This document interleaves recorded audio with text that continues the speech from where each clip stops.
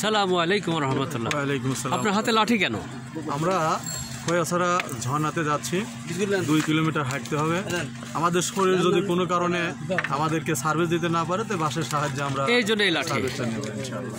আপনি তাতে একমত যে লাঠির কাজ এটাই? একমত, হ্যাঁ, আমি সেটাই জানি যে লাঠির এটা কাজ, এবং সেই জন্য আমরা লাঠি নিয়ে খুব জোরালো প্রস্তুতি নিয়েছি যেন আমরা দুর্বল না হয়ে যাই বা আমাদের উপভোগ করতে কষ্ট যেন না হয়। জি, ওখানে আমরা খাবার নিচ্ছি, পানি নিচ্ছি, ট্রেকিংয়ে হ্যাঁ, যেন খাবার আমরা পানি লাগবে। পরিপূর্ণভাবে এনার্জি সহকারে উপভোগ করতে পারি। অবশ্যই অবশ্যই। আমাদের পুরো টিম দেখা যাচ্ছে এই মুহূর্তে, এবং আমাদের নাজমুল ভাই।